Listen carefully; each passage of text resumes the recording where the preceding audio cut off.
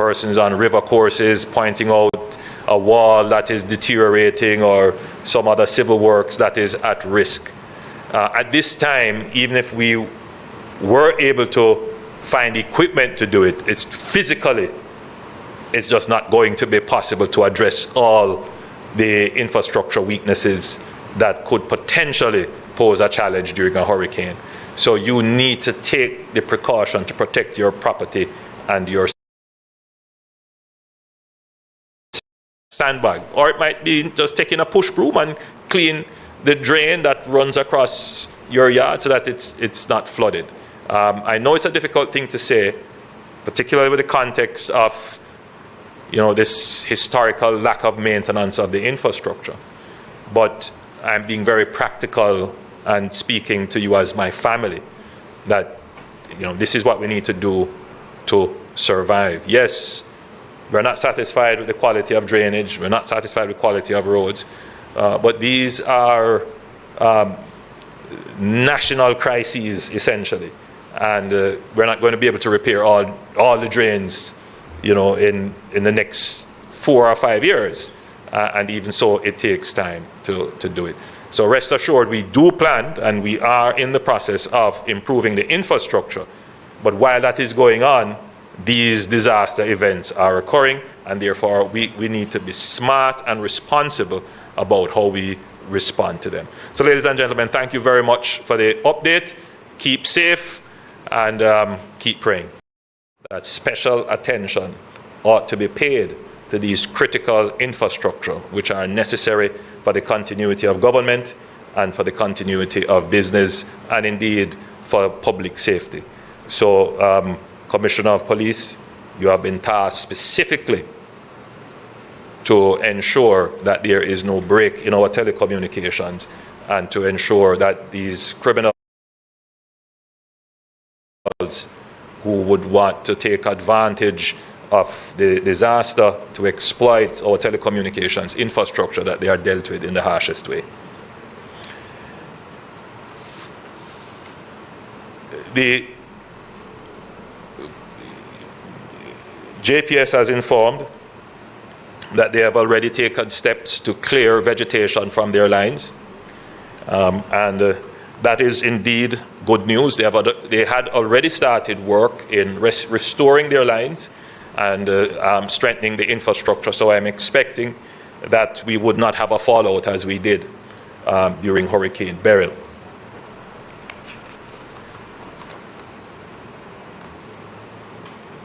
I'm told that Petrojam has made the necessary provisions and has taken the necessary steps to ensure that we would have over 2 weeks of refined products.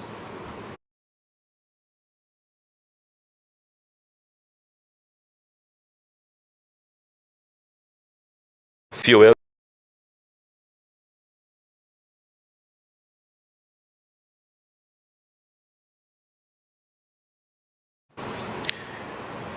Now,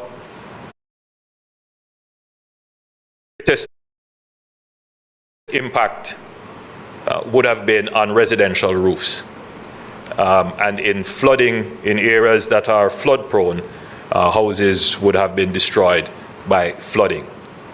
It's very difficult to gauge whether or not this weather event will parallel Beryl in terms of its impact. This weather system seems to be very unusual in that it is essentially sitting there southeast of Jamaica, creeping at 2 miles per hour, and its eye would have been doing some strange things, but it is what we have heard is that the wind force has increased from, I believe, 45 miles per hour to now 60 miles per hour, so it is strengthening. Whatever happens, the projection is that it will come closer to Jamaica, and we would be affected one way or the other by either rain and wind or just rain. So whatever happens, we can safely say there will be an impact. Something will happen. The likely impact would be the rain event. And that would mean flooding, landslides. It would also mean that there could be some marooning of communities. Some communities could be cut off. And it would definitely mean a scoring of our already aged and struggling road infrastructure and possibly some impact on our bridges. It means, therefore, that households should take precautions in ensuring that whatever work they can do to their roofing to prevent leaks, they should do so. When we flew over the affected areas for Hurricane Beryl and we saw the roof damage, and then when we landed and saw the damage up front, what was clear is that the roofs that were damaged did not use the building code requirements in their construction. It is not too late to make adjustments and modifications to ensure that your roof is protected. The government will launch a very comprehensive humanitarian and recovery strategy after the event. But for that to work effectively, the beneficiaries, the people who would require support and assistance, must have identification. There is a view that because it is a disaster, all the rules are suspended. I hasten to advise everyone, in particular the permanent secretaries, the heads of departments and the accounting officers and the ministers, there is no suspension of accountability rules, even in a disaster. And every dollar that is spent has to be accounted for. The same people who are screaming that we need it now, we need it now, are the same people who will turn around and say, where did you spend that money? So there is no break in accountability. And we ask the cooperation of our citizens in providing proper identification so we can track where the benefits go, who received the benefits and for what reason. This is also important when it comes to not just accounting to ourselves, which we must, but it is highly likely that we will get international donor funding and philanthropic support. And they too require that the resources that are given philanthropically is accounted for. So there would be an accounting process. So in practical terms, because this is going to be a weather event that is likely to be a heavy rain event, you should protect your important documents. Put them in a Ziploc bag, tie them up in a plastic bag, keep them somewhere safe, because we're going to need to be able to identify you in order to facilitate a very quick recovery process. If you live on gully banks, if you live in river courses, if you live in areas that were flooded during Beryl, expect that this will happen again, that there will be flooding. Take the necessary measures. I have not yet said evacuate, but if we declare a disaster, evacuation orders will be in effect, and that will be, as I said, within another few hours we should be able to declare that. But I'm putting everyone on notice. If you look on the map there, you will see that we have already scoped out the areas that are at risk. We will publish those, and we will call up the names of the communities to say, be prepared, be alert. In terms of transportation for evacuation, the Ministry of Transport is already prepared. The JUTC buses are already alerted to the need for evacuation, so we will provide some amount of public transportation.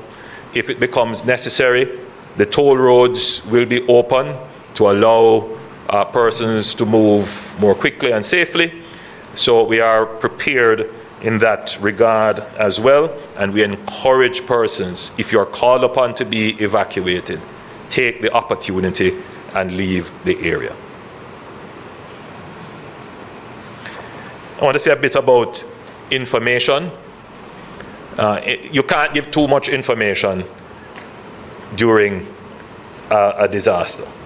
And this would be now our third press conference on the matter, third or fourth? Third press conference, and we keep informationalizing the public, and that is for a reason, because there could be persons with nefarious intent, or just mischievous intent, or just for fun, could provide information that is misleading, which could lead to disastrous consequences. So we have to be out there putting information in front of you all the time. And I would encourage all Jamaicans to pay attention to the official information sources, the Met Office, the Office of the Prime Minister, ODPEM, my pages, JIS, and of course the Ministry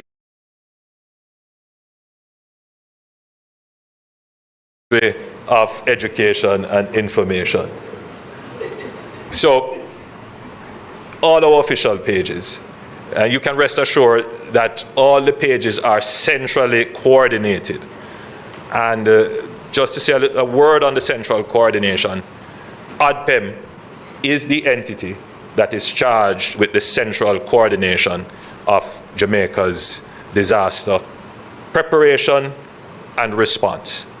And they play some role in, a significant role actually, in recovery. But certainly at this phase of the disaster and during the humanitarian and relief effort and in the recovery effort. In terms of roadways and other infrastructure, Minister Morgan would have said that we have already allocated $400 million. Again, we have to be cautious. When do we make the allocation? And when do we commit the public expenditure? I think we have a good measure right now, and we have done a good balance in giving all constituencies a minimum threshold of about